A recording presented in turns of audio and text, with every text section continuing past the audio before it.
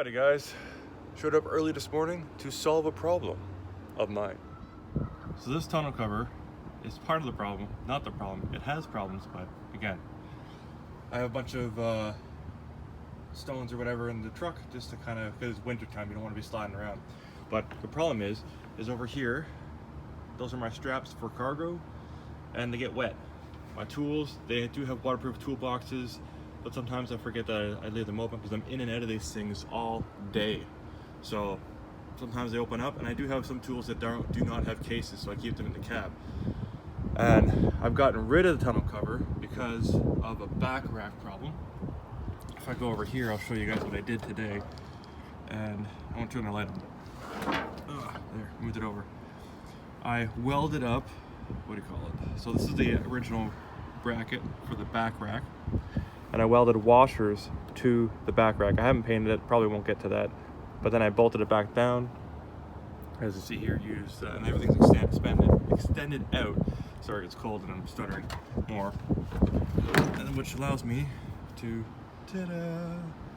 have the tonneau cover. So I'm gonna fasten this back into place, test everything out, and then I'll get a bigger, sorry about the wind noise, get a bigger outlook of this and show it. I took some quick snapshots of the welds and what I actually did.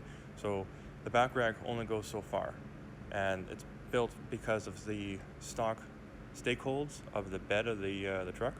So what I did is I welded washers on the inside of the back rack to take up the same stock areas, and it made it work. And the whole reason for this back rack modification is because before I had this inset another 2 inches. As you can see here, it's right up against it. So the tonneau cover is riding up as such, and you create a bit of a wind noise. Water was getting in. Obviously without tonneau cover it was worse, but by spacing it out and those washers, welding it down, it's fixed the problem. And now they both work in harmony. As you can see here guys, we are tight. It's looking good. But you also see that there's holes here. You see that one over there?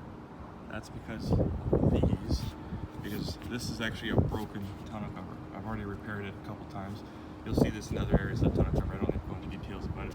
But basically, somebody lost this tonneau cover on the highway. I picked it up and put it in my truck, repaired it, got a tonneau cover for my truck. Done. Reduce, reuse, recycle. And there you have it guys. The tonneau cover is in place.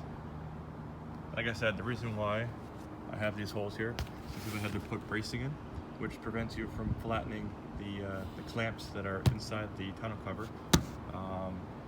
So when you do flatten them, to have the entire tonneau cover flat, that'd be on a working tonneau cover. Since this one is broken, I had to have those angle irons in place. I can't flatten the clamps and they go into the tonneau cover when I have to have this all the way open, or as open as it gets, 2/3 open. Anyways, another project done. Being a welder, fabricating, and making things fit that shouldn't actually fit together. Thanks for watching. Catch you in the next one.